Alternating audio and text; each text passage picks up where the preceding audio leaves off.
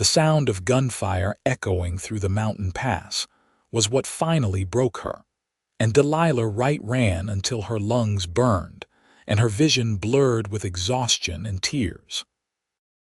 She stumbled through the dense pine forest of the Wasatch Mountains in late September of 1878, her worn cotton dress catching on branches, her face scratched and bleeding from low-hanging limbs she could barely see in the fading twilight. Behind her, somewhere in the darkening woods, the men who had murdered her father and brother were searching, their angry shouts growing fainter but never quite disappearing. She had been running since mid-afternoon, fleeing the small mining camp where her family had staked their claim, where everything had gone so terribly wrong over a disputed boundary line that had turned neighbors into murderers. Her foot caught on an exposed root and she went down hard, her palms scraping against rough granite as she tried to catch herself. The impact knocked the wind from her chest, and for a moment she simply lay there, gasping, tasting dirt and blood in her mouth. Every muscle in her body screamed for rest, but terror drove her forward. She pushed herself up on trembling arms and forced her legs to move again, stumbling deeper into the wilderness, away from everything she had ever known.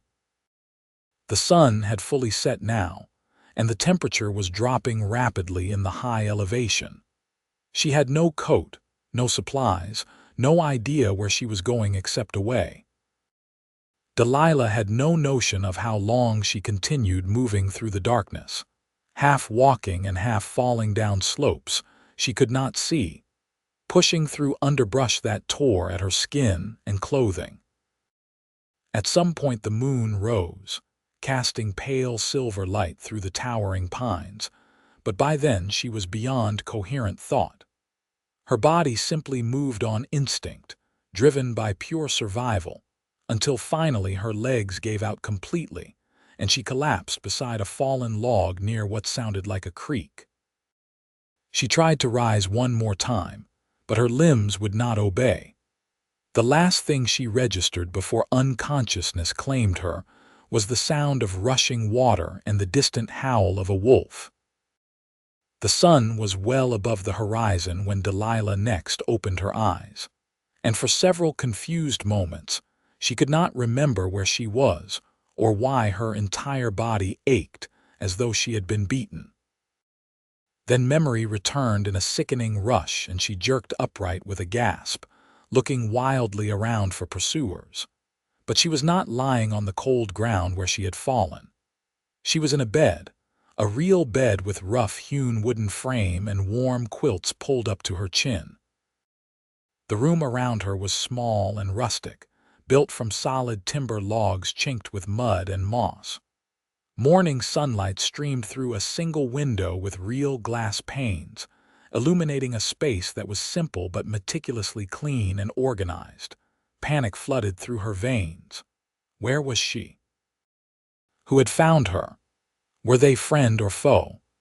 She threw back the quilts and discovered someone had removed her torn, filthy dress and put her in a man's shirt that hung nearly to her knees. Her hands went instinctively to check beneath it, and she felt her undergarments were still in place, which offered some small relief. Her feet were bare, and she could see they had been cleaned and bandaged where they were cut and blistered. She swung her legs over the side of the bed, wincing at the soreness in every muscle, and stood on shaking legs. The cabin was a single large room with a sleeping area separated by a hanging blanket in one corner, a cooking area with a cast iron stove, a rough-hewn table with 2 chairs, and shelves lined with supplies and equipment. Animal pelts hung from the walls and rafters, and she could see traps and tools arranged with careful precision. A hunting rifle stood near the door, and the smell of coffee hung in the air, though she saw no one. Her heart hammered against her ribs as she moved toward the door on silent feet, not knowing whether she should flee or stay, whether she had been rescued or captured by someone even worse than those she had escaped. She had just reached for the door handle when it swung open, flooding the cabin with bright autumn sunlight and revealing the largest man Delilah had ever seen in her 20 years of life. He stood well over 6 feet tall with shoulders so broad they nearly filled the doorframe. His body corded with heavy muscle visible even beneath the worn flannel shirt he wore with the sleeves rolled to his elbows. His hair was dark brown and hung past his shoulders, pulled back from his face with a strip of leather, and a thick beard covered his jaw. His hands were enormous, rough and calloused from hard labor, and his arms were loaded with firewood that he carried as easily as if it weighed nothing at all. But it was his eyes that caught her attention most, a striking gray blue that studied her with an intensity that made her breath catch. They stared at each other for a long moment, him frozen in the doorway with his arms full of wood, her back against the far wall with her hand pressed to her throat. Then he seemed to collect himself and stepped inside, moving slowly as though approaching a skittish animal. "You are awake," he said, his voice a deep rumble with the faintest trace of an accent she could not quite place. "Good. You were in bad shape when I found you last night. I was starting to worry you might not wake up. Who are you?" Delilah managed to ask, her voice coming out as barely more than a whisper. "Where am I?" He moved to the woodpile near the stove and set down his load with careful quietness before turning back to face her. "Name is Garrett Hayes. This is my cabin about 15 miles northeast of Ogden, Utah, high up in the Wasatch Range. You are safe here. No one is going to hurt you." He spoke with a calm certainty that was oddly reassuring, though her heart still raced. "I found you collapsed near Huntington Creek last evening, unconscious and half frozen. Brought you here, cleaned up your wounds best I could, and let you sleep. You were exhausted." "I need to leave," she said, though even as the words left her mouth she knew she had nowhere to go. "I cannot stay here. They might find me." "Who might find you?" Garrett asked, his expression growing more serious. "Who are you running from?" The whole terrible story wanted to pour out of her, but she held it back, not knowing if she could trust this mountain man who lived alone in the wilderness. "Bad men," she said finally. "Men who killed my family. I need to get to Ogden to find the marshal to tell him what happened." Garrett studied her for a long moment, those gray-blue eyes seeming to see straight through her defenses. Then he nodded slowly. "You can do that. I will take you to Ogden myself when you are strong enough to make the journey, but right now you need food and rest. You ran yourself near to death from the looks of things." He moved to the stove and poured coffee into a tin cup. "Sit down before you fall down. You are swaying on your feet." She wanted to argue, but he was right. Her legs were trembling so badly she could barely stand. She made her way to the table and sank into one of the chairs, accepting the cup of coffee he handed her with both hands. The warmth of it seeped into her cold fingers and she sipped carefully, tasting the strong, bitter brew. "Thank you," she said quietly, "for helping me, for not. I was afraid when I woke up." "Understandable," Garrett said, moving back to the stove where something was simmering in a pot. "Strange place, strange man, but I give you my word you are safe under my roof. I do not harm women or children, never have, never will." He ladled what looked like venison stew into a wooden bowl and brought it to her with a spoon. "Eat. You need your strength." Delilah had not realized how hungry she was until the smell of the stew hit her, and then her stomach twisted with desperate need. She ate quickly, barely tasting the food as she shoveled it into her mouth with shaking hands. Garrett watched her for a moment, then moved away to give her space, busying himself with stoking the fire in the stove. When she had finished the bowl, he refilled it without comment, and she ate that too, more slowly this time, feeling warmth and strength beginning to return to her body. "What is your name?" he asked when she finally set down the spoon. Delilah, she said. Delilah Wright. My father and brother, they had a claim up near the mining camp at Silver Creek. There was a dispute with some other miners about where the boundaries were. Yesterday morning they came to our cabin and they were drunk and angry and they had guns. Her voice broke and she had to stop, fighting back the tears that threatened. My father tried to reason with them, but they shot him, just shot him down like a dog. My brother Thomas tried to fight them and they killed him too. I ran out the back and into the woods and I just kept running. Garrett's expression had gone hard as granite while she spoke, his jaw clenched tight beneath his beard. Did you see their faces? Would you know them again? Yes, she whispered. I would know them. The leader was a man named Silas Crenshaw. He had 2 brothers with him and another man I did not recognize. They were shouting that the claim was theirs, that my father had no right to it. Crenshaw, Garrett said, and there was something dark in his voice. I know that name. Bad family. They have been causing trouble in these mountains for years. He moved to look out the window, his massive frame blocking most of the light. We will go to Ogden tomorrow if you feel strong enough. You can tell the marshal what you told me. But for today, you need to rest and recover. You pushed yourself hard. I cannot remember ever sleeping past sunrise in my life, Delilah said, looking at the sunlight streaming through the window. My father always had me up before dawn to help with chores. I feel strange, sleeping so late.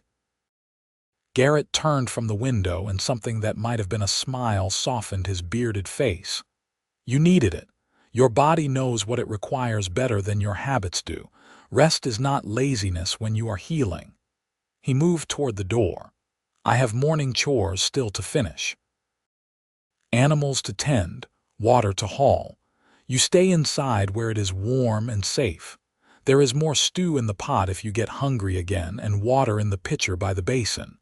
Try to rest. He left before she could respond, closing the door quietly behind him, and Delilah found herself alone in the warm cabin with nothing to do but think. The reality of her situation was beginning to settle over her like a heavy blanket. Her father and brother were dead. Her home was gone. She had nothing but the clothes Garrett had cleaned and folded on a chair near the bed, and even those were torn and nearly ruined. Everything she had known her entire life had been destroyed in the space of a few terrible minutes.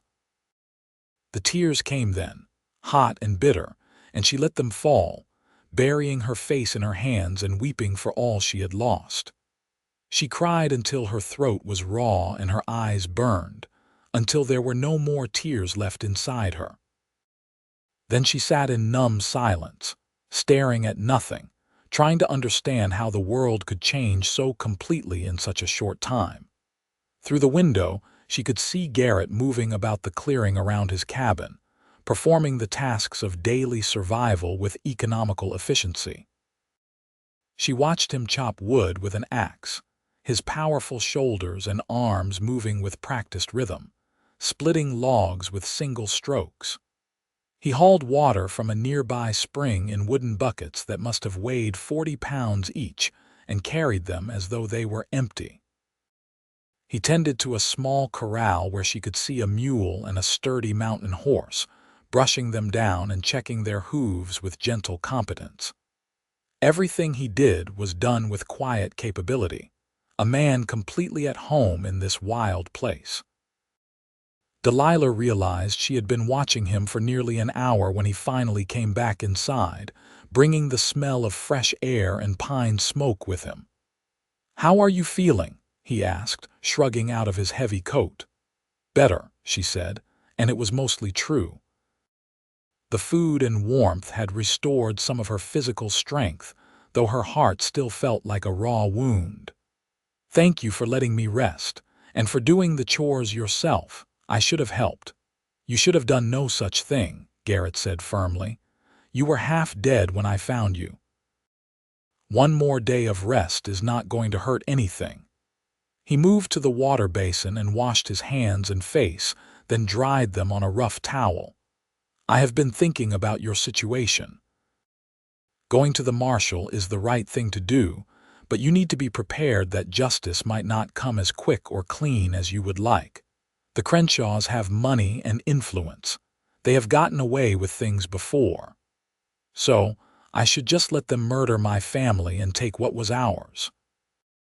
Delilah felt anger rising through her grief, hot and sharp. I should just walk away. I did not say that, Garrett replied calmly. I said you need to be prepared. There is a difference between justice and vengeance, and sometimes the law delivers neither one. He looked at her with those penetrating gray-blue eyes. But you tell your story to the marshal and let him do his job, and if that is not enough, then we figure out what comes next. The word we hung in the air between them, unexpected and oddly comforting. Why would you help me? Delilah asked quietly. You do not know me. This is not your fight. Garrett was silent for a long moment, and when he spoke his voice was rougher than before. I came to these mountains 5 years ago to get away from people and their ugliness. I had seen enough of what men do to each other, enough killing and cruelty. I wanted peace and solitude. He paused, his hands clenching into fists at his sides. But I cannot turn away from someone who needs help, cannot ignore murder and injustice just because it is easier to mind my own business. My father raised me better than that, even if I have tried to forget everything else he taught me. There was pain in his words, old pain that had settled deep, and Delilah recognized it because she carried her own fresh agony. Where are you from originally? She asked. Your accent, it is very slight, but I can hear it sometimes. Norway, he said. Came to America with my family when I was 12 years old. Settled in Minnesota first, then moved west after the war. He did not specify which war, but she assumed he meant the rebellion that had torn the country apart. Spent some time as a scout and tracker for the army, then decided I wanted to be alone for a while. Found this place and built this cabin and have been here ever since. It is a good cabin, Delilah said, looking around at the solid construction and careful organization. You built it yourself. Every log, Garrett confirmed with a note of pride. Took me the better part of a year, but it is solid. Keeps out the cold and the predators and gives me a place to store my furs and supplies. He moved to the shelves and began pulling down items. I trap and hunt, sell the pelts in Ogden a few times a year. It is a simple life, but it is mine and I answer to no one.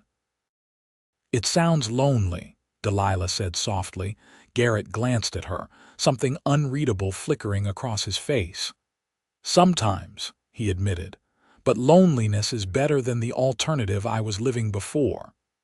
He set a stack of folded fabric on the table. These are some clothes that might fit you better than my shirt.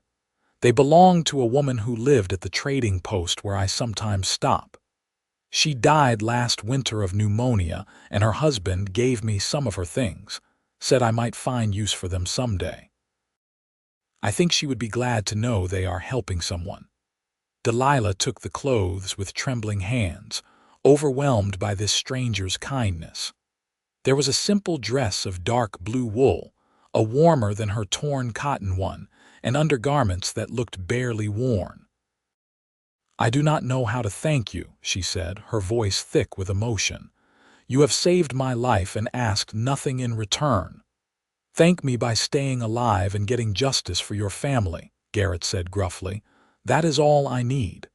He moved toward the door. I will step outside while you change. Take your time. When he had gone, Delilah stripped off the borrowed shirt and dressed in the clothes he had given her. The dress fit reasonably well, a bit loose in the shoulders but otherwise acceptable, and the fabric was thick and warm. She felt more human in proper clothing, less vulnerable and exposed. She plaited her dark blonde hair into a braid and splashed water on her face, washing away the last traces of tears.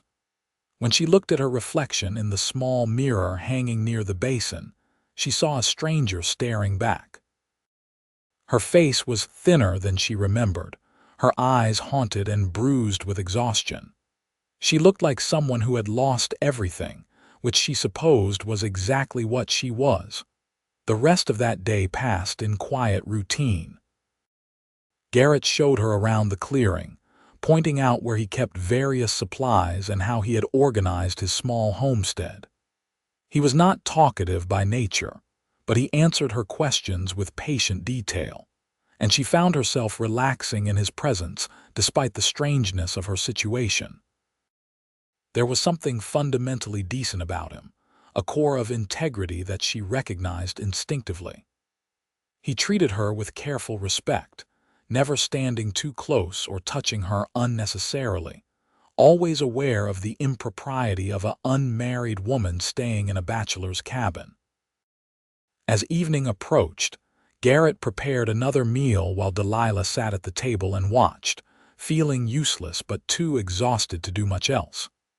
He moved around the small kitchen area with surprising grace for such a large man, his movements economical and practiced. "You are a good cook," she observed as he served up plates of fried trout he had caught from the creek that afternoon, along with biscuits and wild greens. "I am adequate," he corrected with that almost smile. "When you live alone, you learn to cook or you starve.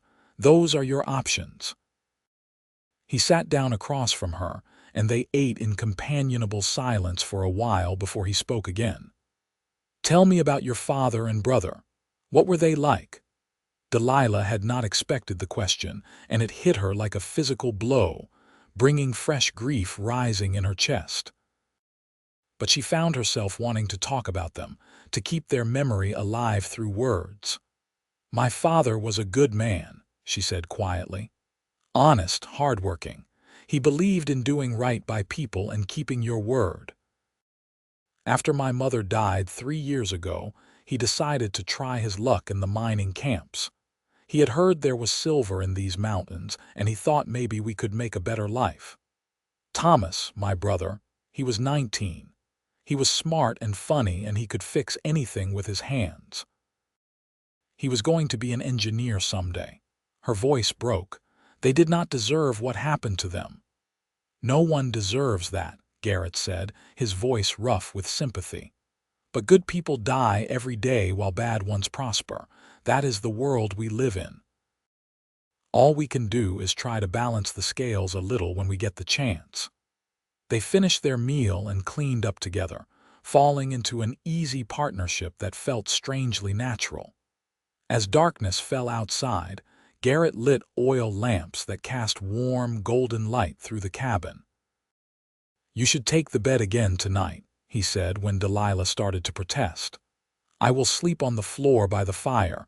It will not be the first time, and I have done it in much worse conditions." "I cannot keep taking your bed," she argued. "This is your home. I am the intruder." "You are a guest who has been through hell," Garrett corrected firmly. "And I am bigger and tougher and better suited to sleeping on hard ground. Take the bed, Delilah. That is not a request." The authority in his voice left no room for argument, and truthfully she was too tired to fight. She retreated to the sleeping area and climbed into the bed, still fully dressed except for her shoes, and pulled the quilts up around her shoulders. Through the hanging blanket, she could see the glow of the fire and Garrett's huge silhouette as he arranged blankets on the floor. She wanted to say something, to thank him again, but exhaustion was already pulling her down into sleep. The second morning, Delilah woke before dawn out of pure habit, her body clock refusing to adjust despite her exhaustion. She lay still for a moment in the pre-dawn darkness, listening to the sounds of the cabin. She could hear the fire crackling and the soft sounds of movement, and when she peered around the edge of the hanging blanket, she saw Garrett was already up and moving quietly about his morning routine.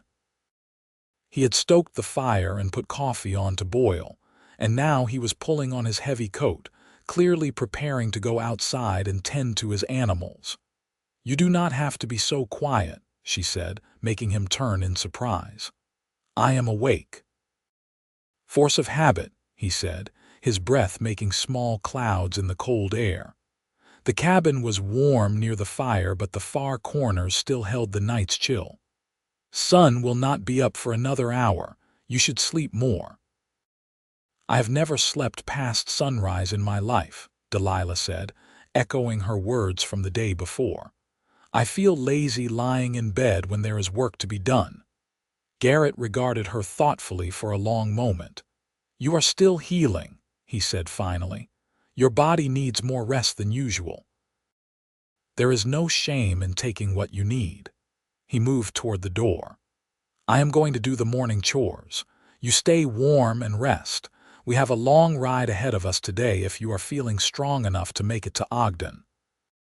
"I am strong enough," Delilah said, sitting up and pushing the quilts aside. "I need to talk to the marshal as soon as possible. Every day we wait is another day those murderers run free." He nodded, accepting her determination even if he did not entirely agree with it. "We will leave after breakfast then. It is about a 4-hour ride down the mountain to Ogden. The trail is rough, but my horse is sure-footed and used to carrying double when needed." He paused at the door. "Stay inside where it is safe. I will be back soon." After he left, Delilah rose and used the wash basin to clean herself as best she could, then made up the bed with military precision. She felt restless and useless, unaccustomed to being waited on or cared for. Her whole life had been work and responsibility, helping her father with whatever needed doing, keeping house after her mother died, contributing her share to the family's survival. This enforced idleness made her skin itch with discomfort. She moved to the window and watched the sun begin to rise over the mountains, painting the sky in shades of pink and gold. The view from Garrett's cabin was breathtaking, overlooking a valley thick with pine and aspen, with the peaks of the Wasatch Range rising in the distance like ancient sentinels. It was beautiful and wild and utterly isolated, miles from the nearest neighbor. She understood why he had chosen this place to escape the world. Through the window she could see him working in the corral, his breath steaming in the cold morning air as he fed and watered his animals.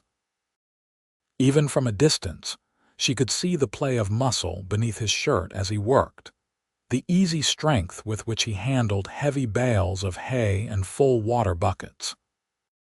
There was something compelling about watching him, something that made her feel things she had no business feeling given the circumstances.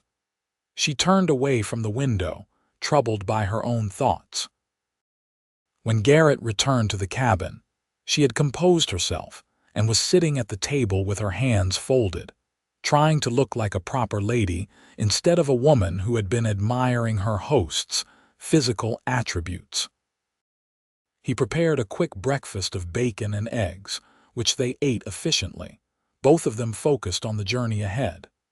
Then Garrett packed supplies into saddlebags while Delilah cleaned up the dishes, falling into the kind of partnership that came naturally to people raised on hard work.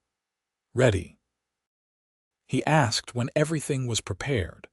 She nodded, and he helped her into a heavy coat that had belonged to the same woman whose dress she wore, then led her outside to where he had saddled his horse, a sturdy roan gelding with intelligent eyes. "What about your mule?" Delilah asked, eyeing the animal in the corral.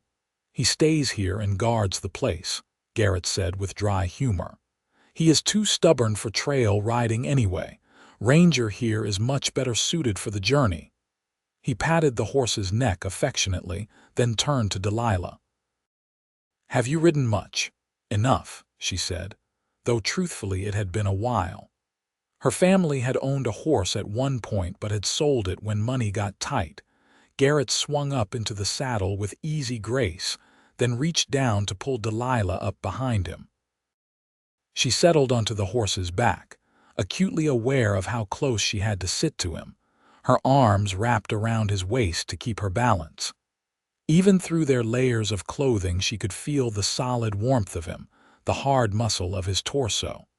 It made her face heat despite the cold morning air. If Garrett noticed her discomfort, he gave no sign, simply urged Ranger forward onto a trail that led down through the forest. They rode in silence for the first hour, Delilah focusing on the rhythm of the horse's movement and trying not to think about how intimate this situation was. She had never been this close to a man who was not family, never felt the kind of awareness that hummed through her body at every point of contact. As the sun climbed higher and the morning warmed slightly, Garrett began to point out landmarks and features of the mountain, his deep voice carrying easily over the sound of Ranger's hoofbeats. "That peak there is Mount Ogden," he said, gesturing to a distinctive summit. "And if you follow the canyon down that way, it leads to the hot springs where the Shoshone used to camp in winter. Beautiful place, but dangerous if you do not know the way." "You know these mountains well," Delilah observed. "I have had 5 years to learn them," Garrett replied. "Every trail, every water source, every cave and shelter. When winter comes hard up here, that knowledge is the difference between surviving and freezing to death." "Why did you really come here?" Delilah asked, emboldened by the privacy of the trail and the strange intimacy of their situation. "You said you wanted to get away from people, but what were you running from?" Garrett was silent for so long she thought he would not answer. Then he sighed, a sound that came from deep in his chest. "The war changed me," he said quietly. "I went in as a boy, full of ideals and certainty about right and wrong. I came out having seen things, done things that haunt me still. After it ended, I tried to go back to regular life, worked as a lawman for a while in Kansas. But I had too much violence in me, too much anger. I hurt people who probably did not deserve it, started drinking to forget, and that made everything worse." He paused, guiding Ranger around a fallen tree in the trail. "One night I nearly beat a man to death in a saloon fight.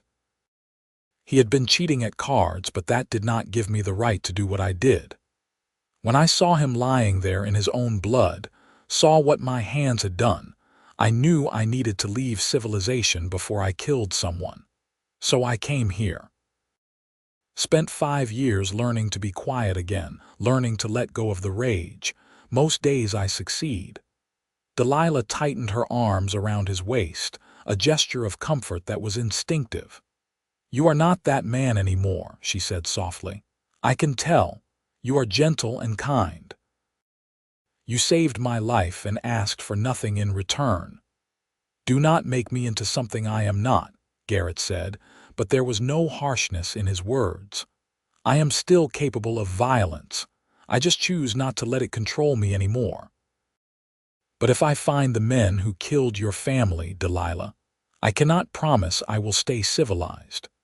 They rode on through country that grew gradually less wild as they descended from the high mountains. By midday they could see Ogden spread out in the valley below, a growing town of several thousand people that served as a hub for the Transcontinental Railroad and the surrounding mining and ranching operations. Delilah felt her stomach tighten with anxiety as they approached civilization. Soon she would have to relive the worst moments of her life by telling her story to strangers, to lawmen who might or might not believe her or care enough to act. Garrett seemed to sense her tension because he reached down and briefly squeezed her hand where it rested against his side. "You are strong," he said quietly. "Stronger than you know. You survived when many would not have. You can do this."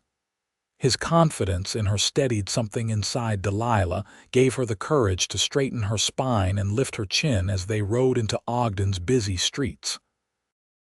The town was a chaotic mix of railroad workers, miners, merchants, and travelers, with buildings ranging from rough tents to solid brick structures. Garrett navigated through the crowds with calm assurance, clearly familiar with the layout despite his preference for solitude. He stopped in front of a wooden building with a sign reading Marshal's Office and dismounted, then helped Delilah down. Her legs were stiff from the long ride and she stumbled slightly, but his hands steadied her with easy strength. "Ready?" he asked, and she nodded even though her heart was hammering. The marshal was a weathered man in his 50s named Tom Bridger, with sharp eyes and a no-nonsense demeanor. He listened to Delilah's story without interruption, his expression growing harder as she described the murders and named the Crenshaw brothers as the killers. When she finished, he sat back in his chair and was silent for a long moment. "Those are serious accusations, Miss Wright," he said finally. "And if what you are saying is true, those men need to hang. But I have to be straight with you. The Crenshaws have friends in this territory, including some judges and politicians. Getting a conviction is not going to be easy, especially since you are the only witness." "So you are saying they will get away with murder?" Delilah demanded, feeling rage and despair warring in her chest. "I am saying it will be difficult," Bridger corrected. "But not impossible. I will ride up to Silver Creek tomorrow and investigate. If I can find evidence to support your testimony, I will bring those men in for trial. But you need to prepare yourself for a long fight and no guarantees." "What about protection for Miss Wright?" Garrett spoke up for the first time, his deep voice carrying weight. "If the Crenshaws find out she is here and talking to you, she will be in danger." Bridger looked between them thoughtfully. "You are Garrett Hayes, are not you? The mountain man who lives up in the high country. I have seen you in town selling furs." "That is me," Garrett confirmed. "You willing to keep an eye on her?" Bridger asked. "Because I do not have the manpower to provide round-the-clock protection, and the boarding houses in town are not exactly secure. If those men come looking for her, she will need someone who can handle himself." "She can stay with me," Garrett said without hesitation. "My cabin is isolated and defensible. No one will find her there who I do not want finding her." Delilah started to protest, but Garrett cut her off with a look. "You have a better idea?" he asked quietly. "Because staying alone in town where anyone can get to you seems like a good way to end up dead." He was right and she knew it, but the impropriety of the situation made her face burn. An unmarried woman living alone with a bachelor in a remote cabin was the kind of thing that ruined reputations. But then again, she had no reputation left to ruin and no family to care about such things. Survival mattered more than social conventions. "Fine," she said quietly. "I will stay at your cabin until this is resolved." They left the marshal's office with a promise that Bridger would send word when he had news. Garrett took care of some business in town, selling a few furs he had brought down and buying supplies they would need. Delilah stayed close to him, hyper-aware of the crowds and watching every face for signs of the Crenshaw brothers. By the time they started back up the mountain trail, it was mid-afternoon, and she was exhausted from tension and emotion. The ride back seemed longer than the journey down, or perhaps Delilah was simply more tired. She dozed against Garrett's broad back at several points, lulled by the steady rhythm of Ranger's gait and the warmth of Garrett's body. Each time she jerked awake, embarrassed by her weakness, he simply adjusted his position to make her more comfortable without comment. It was such a small kindness, but it made something in her chest ache with gratitude and confusion. They reached the cabin as the sun was setting, painting the valley in shades of orange and purple. Garrett helped her down from the horse, and she stood on wobbly legs while he tended to Ranger, brushing him down and giving him extra feed after the long day's work. Delilah went inside and lit the lamps, then started a fire in the stove, needing to do something useful to justify her presence. When Garrett came in, He found her trying to prepare a meal from his supplies, though she was clearly unfamiliar with his system of organization. "Here," he said gently, moving her aside. "Let me. You have had a hard day. Sit and rest." "I cannot just keep sitting and resting," Delilah protested. "I need to do something. I need to feel useful. You have done so much for me, and I have given you nothing but trouble." Garrett turned to face her fully, his gray-blue eyes serious. "You have not given me trouble. You have given me a purpose, which is something I have not had in a long time. Do not discount the value of that." He paused, seeming to search for words. "And your company is not a burden." It is nice to have someone to talk to after 5 years of silence. The admission hung in the air between them, charged with meaning.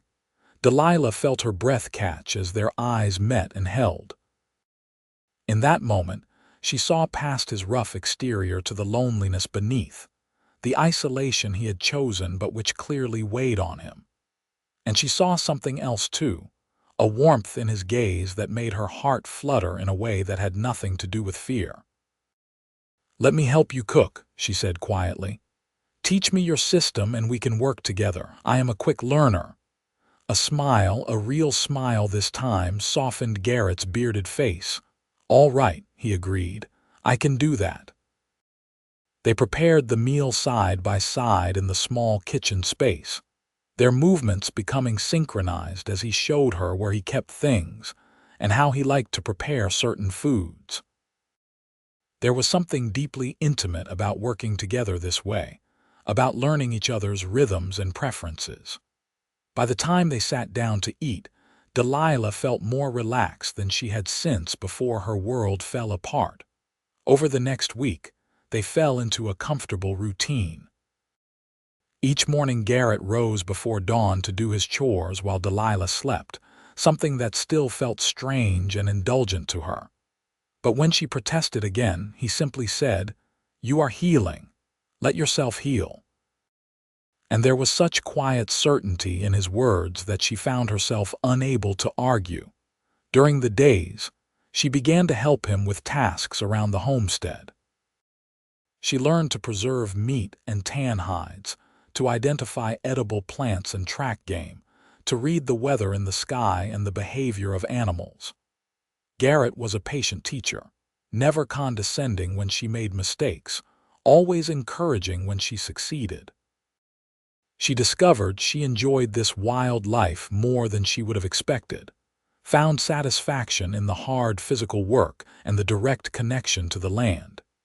In the evenings, they would sit by the fire and talk, long, rambling conversations about everything and nothing. Garrett told her stories about Norway and his childhood, about the war and his time as a scout, about the animals he had encountered in these mountains.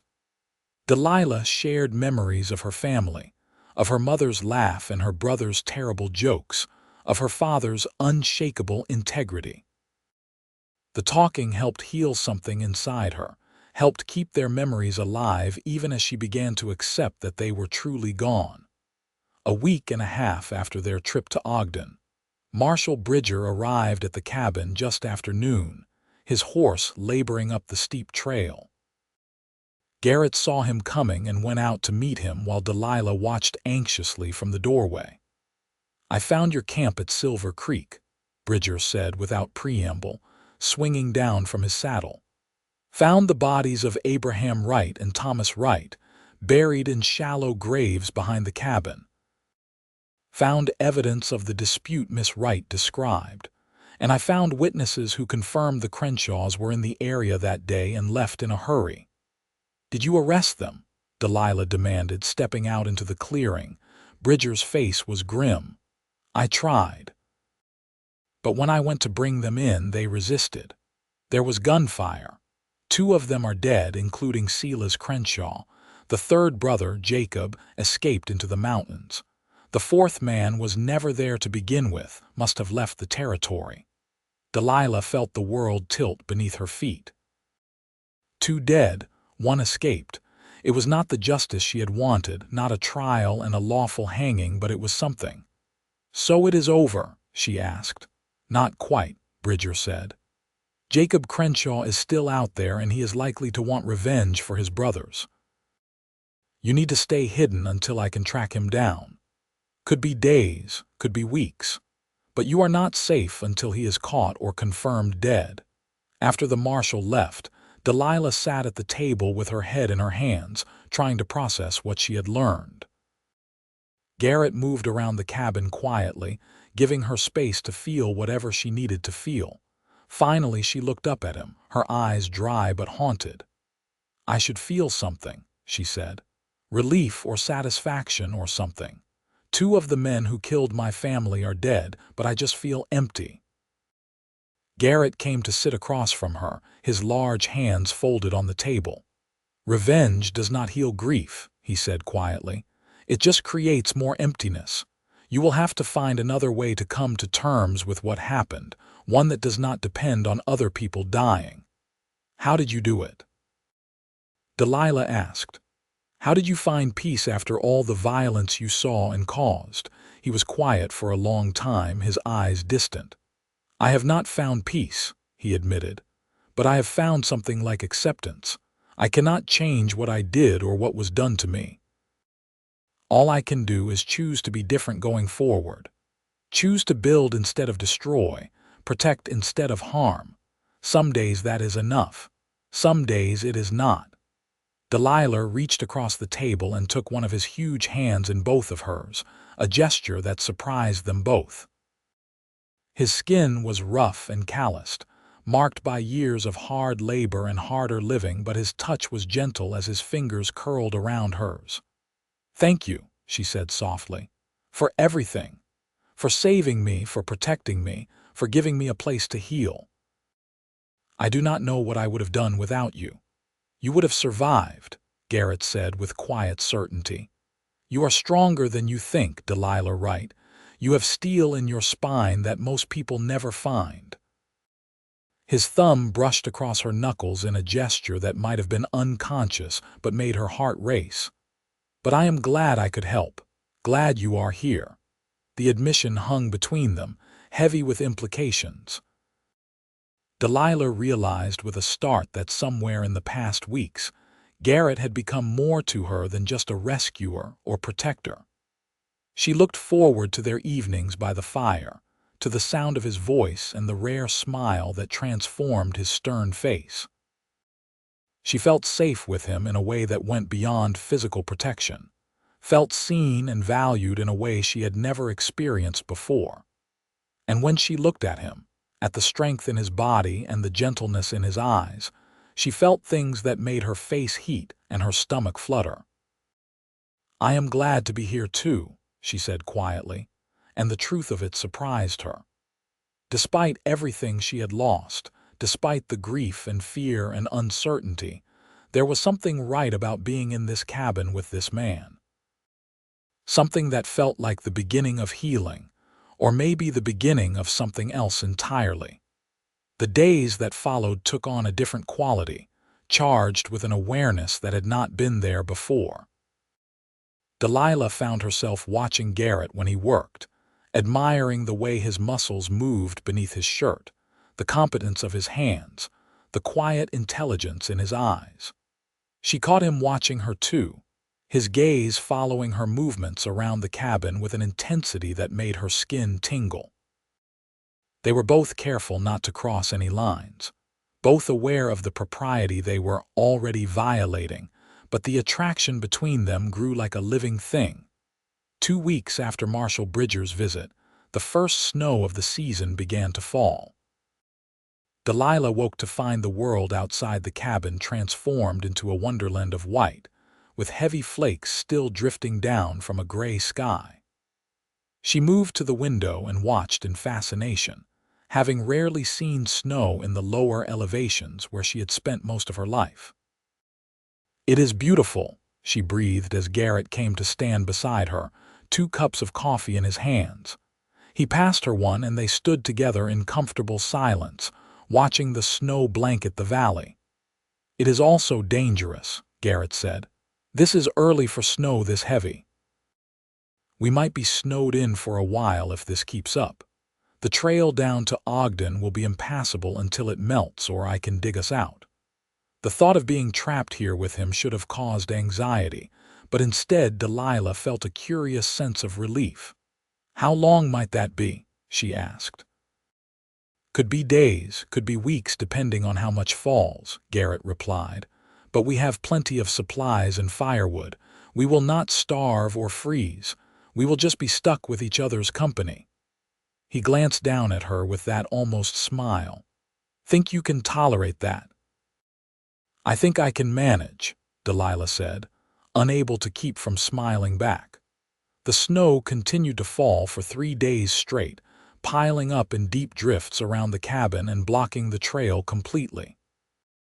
Garrett kept busy maintaining the fireplace, shoveling paths to the corral and the woodpile, and caring for the animals.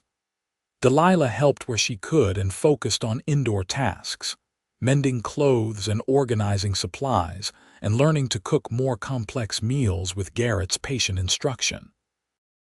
On the 4th night, with the snow finally stopped and stars visible through breaks in the clouds, they sat by the fire after dinner and Garrett pulled out a harmonica. "Did not know you played music," Delilah said in surprise. "Not well," he admitted, "but it passes the time on long winter nights." He played a slow, melancholy tune that reminded her of the folk songs her mother used to sing, and the sound of it made her chest ache with bittersweet memory. When he finished, Delilah wiped her eyes and tried to smile. "That was beautiful. Sad but beautiful." "Most beautiful things are sad," Garrett said quietly. "Or maybe it is that sadness makes us appreciate beauty more. I am not sure which." He set the harmonica aside and looked at her, his gray-blue eyes reflecting the firelight. "You look like you are feeling better, stronger than when I found you." "I am," Delilah said, and it was true. The haunted look had faded from her eyes, the constant tension had eased from her shoulders. "Being here has helped. You have helped. I am starting to think I might be able to build a life again, even without my family. I am starting to feel like I might want to." "What kind of life?"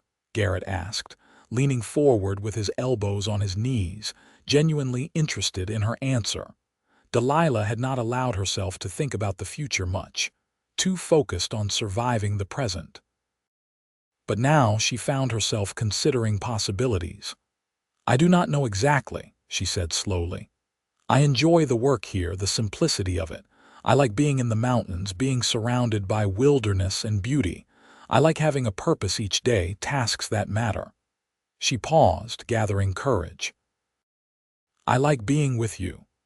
The admission hung in the air between them, bold and vulnerable.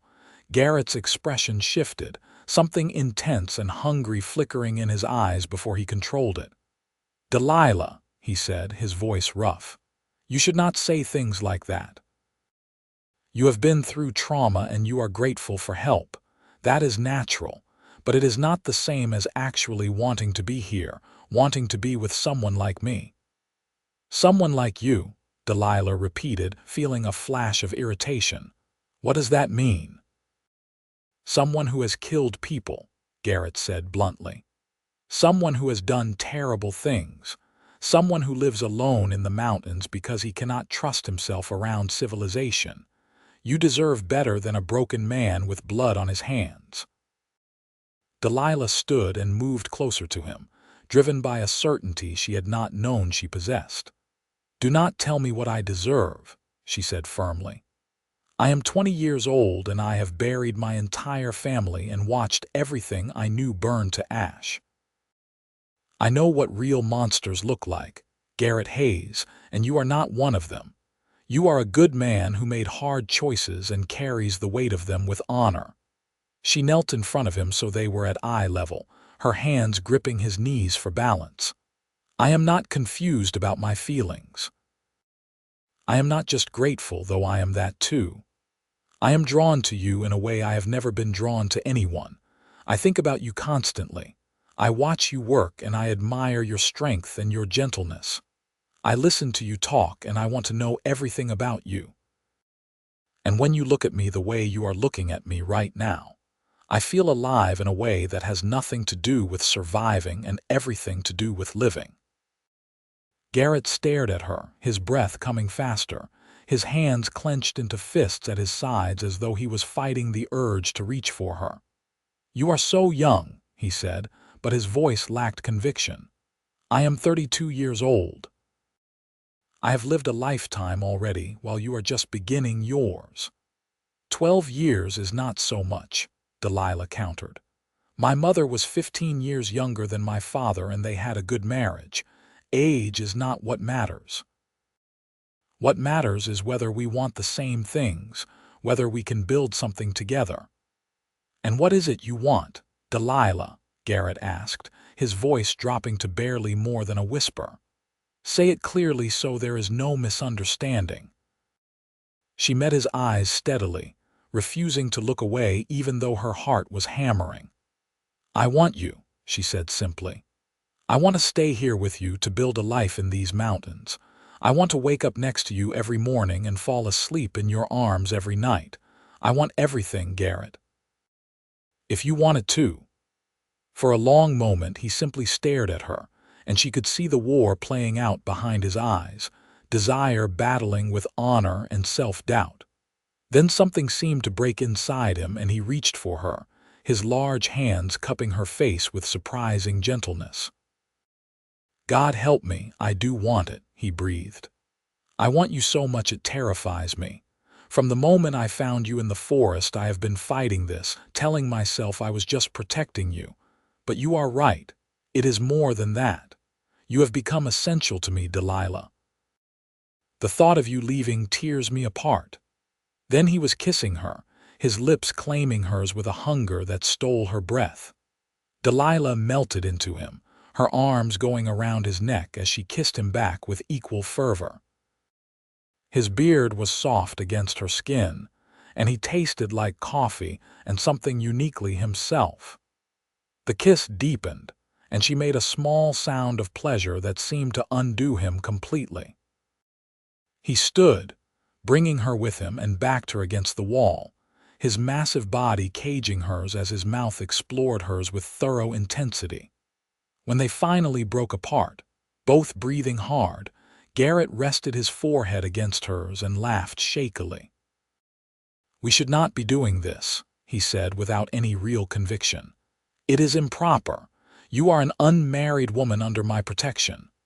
"Then marry me," Delilah said impulsively, the words out before she could think better of them.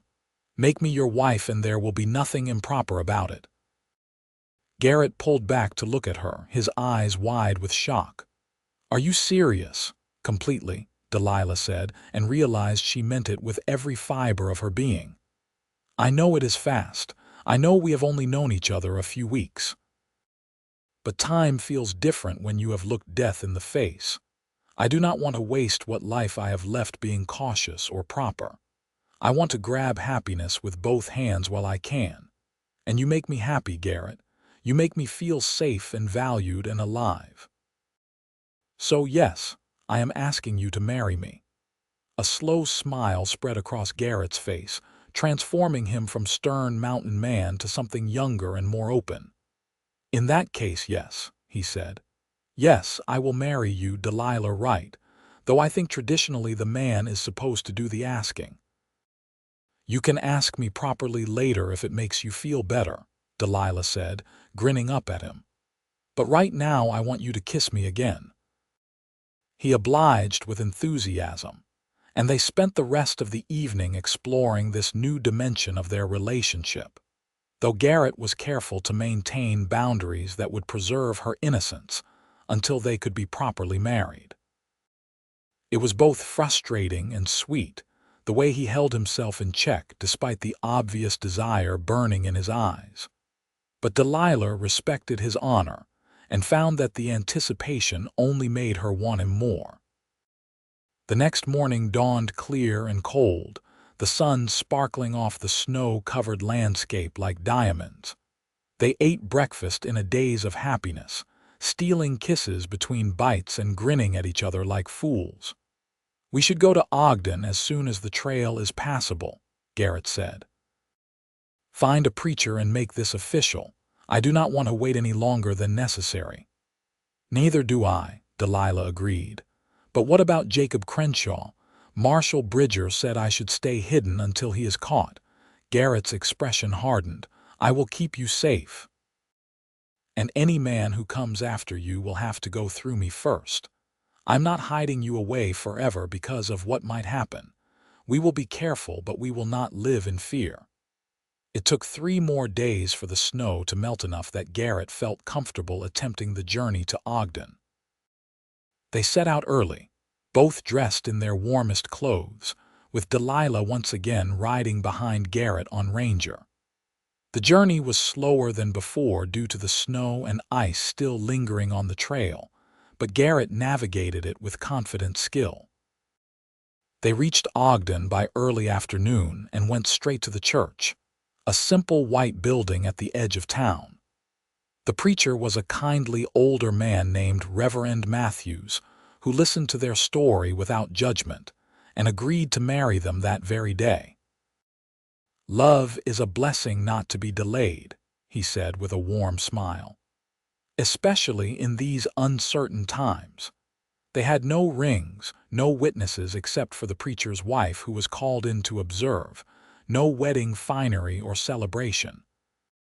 But when Garrett took Delilah's hands in his and spoke his vows in that deep, steady voice, promising to love and protect her for the rest of his days, she felt more married than any fancy ceremony could have made her.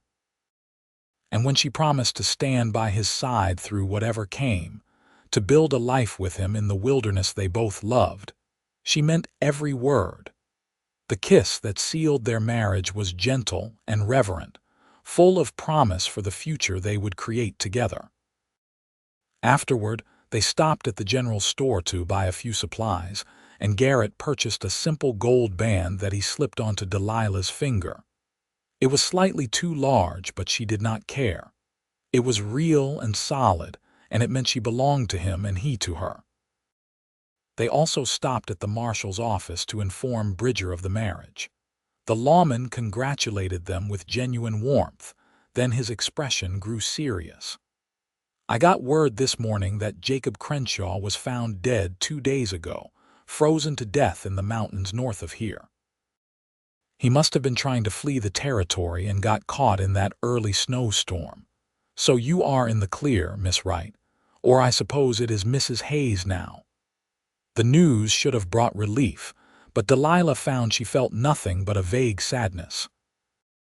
Another death, another life wasted to violence and vengeance. But it was over now. The men who had killed her family had all faced their own ends, whether by the marshal's gun or nature's harsh judgment.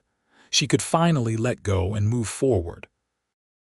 They started back up the mountain trail as the sun was setting, both eager to return to the cabin that was now truly their home.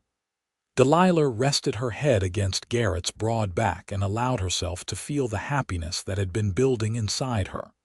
She was married. She had a home and a husband who loved her. From the ashes of her old life, something new and beautiful was growing.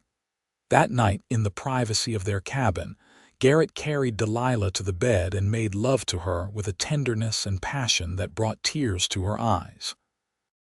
He was gentle with her innocence, patient and careful, making sure she felt only pleasure. And when they finally came together completely, becoming husband and wife in truth as well as law, Delilah felt a sense of rightness that went soul deep. This was where she was meant to be, in this man's arms, in this wild place, building a life that was wholly their own. The winter that followed was harsh, with heavy snows and bitter cold that kept them confined to the cabin and its immediate surroundings for weeks at a time. But Delilah had never been happier. She learned to love the rhythm of mountain life, the simple routines that marked each day. She became skilled at the tasks required for survival, working alongside Garrett as an equal partner. And she discovered the deep joy of intimacy with a man she loved, the way physical connection could express emotions too big for words. They talked for hours by the fire on long winter nights, sharing their histories and dreams, learning each other's minds as thoroughly as they had learned each other's bodies. Garrett slowly opened up about the darkness he carried, the memories that still haunted him, and Delilah held him through the nightmares and loved him through the guilt. And she shared her own grief with him, her fears and sorrows, and found that speaking them aloud in the safety of his presence robbed them of some of their power. By the time spring began to green the valleys and melt the snow from the high peaks, Delilah realized she had been transformed. The frightened girl who had fled through the forest in terror was gone, replaced by a woman who knew her own strength and worth. She could track game and read weather, preserve food and tend injuries, shoot straight and ride well. She could survive anything the wilderness threw at her, and she could do it at the side of a man who was her equal and her partner in all things. In early May, Delilah missed her monthly courses and realized with a mixture of joy and terror that she was pregnant. She waited another month to be certain before telling Garrett, choosing a quiet evening after dinner when they sat together on the porch watching the sunset paint the sky in shades of rose and gold. "I have something to tell you," she said, taking his large hand in both of hers. Garrett looked at her with concern, immediately picking up on her nervous energy. "What is wrong?" "Nothing is wrong," Delilah said quickly.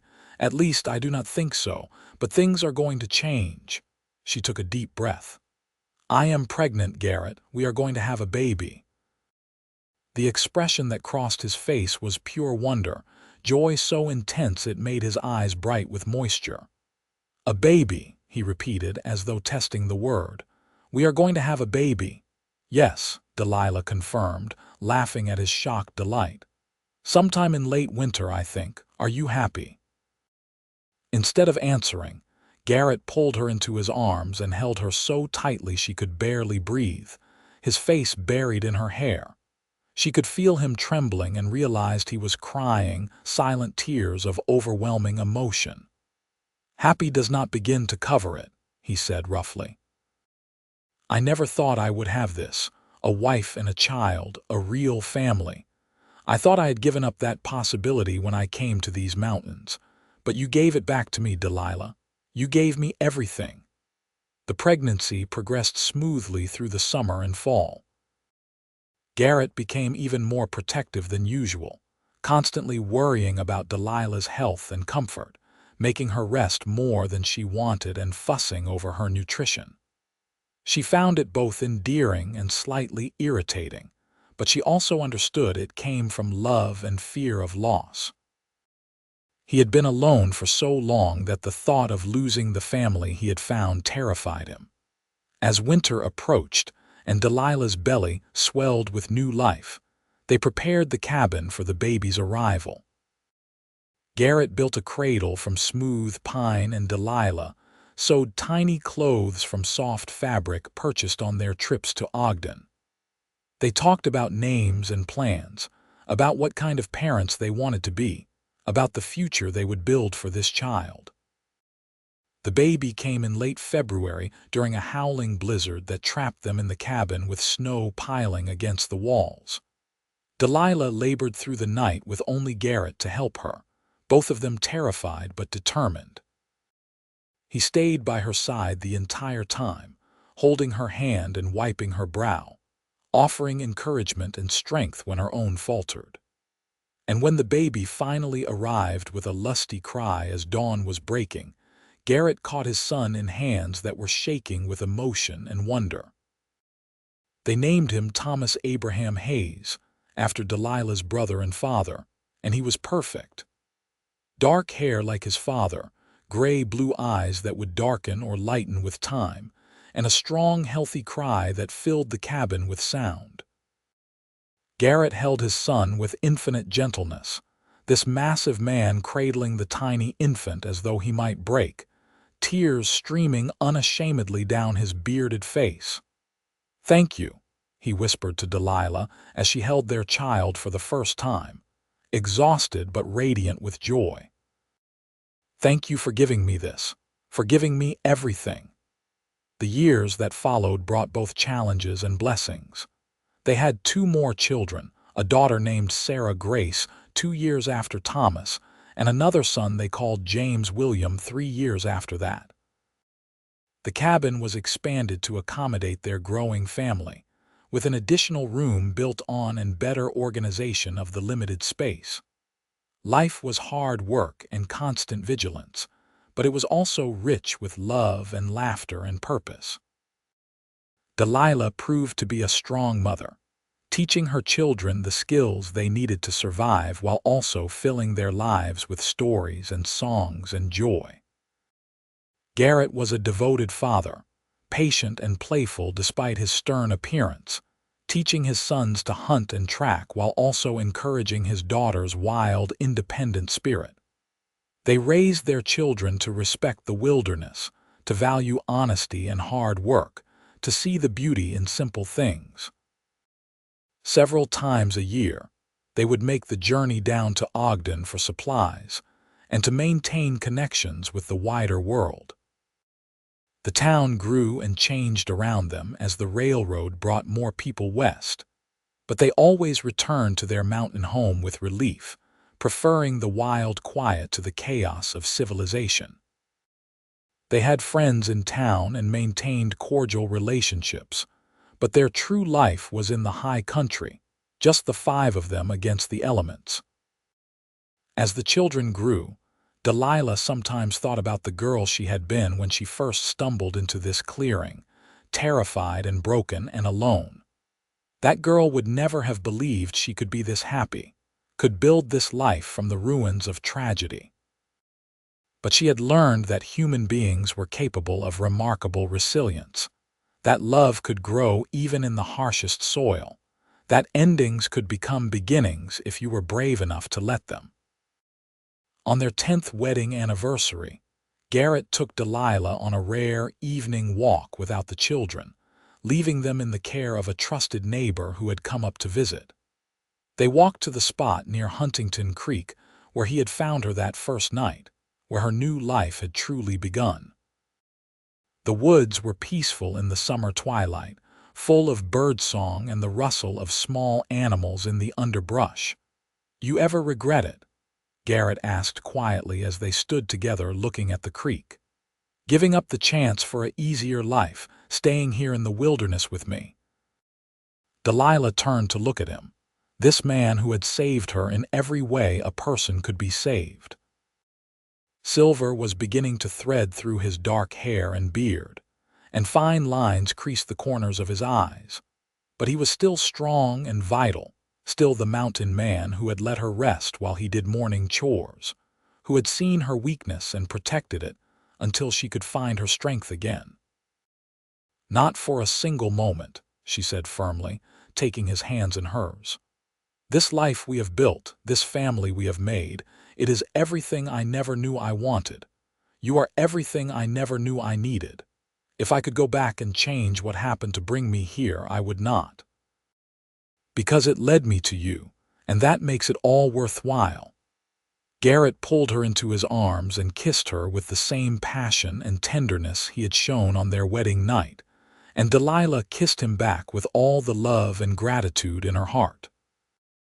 They stood together as the sun set behind the mountains, two people who had found each other in the darkest of circumstances and built something luminous from the ashes of loss.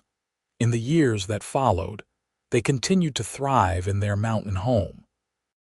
Thomas grew tall and strong like his father, becoming an expert tracker and hunter by his teenage years. Sarah proved to have her mother's determination and intelligence, learning to read the wilderness signs and care for injured animals with gentle competence. James was the wild one, always exploring and pushing boundaries, keeping his parents constantly alert, but also filling their lives with laughter and adventure.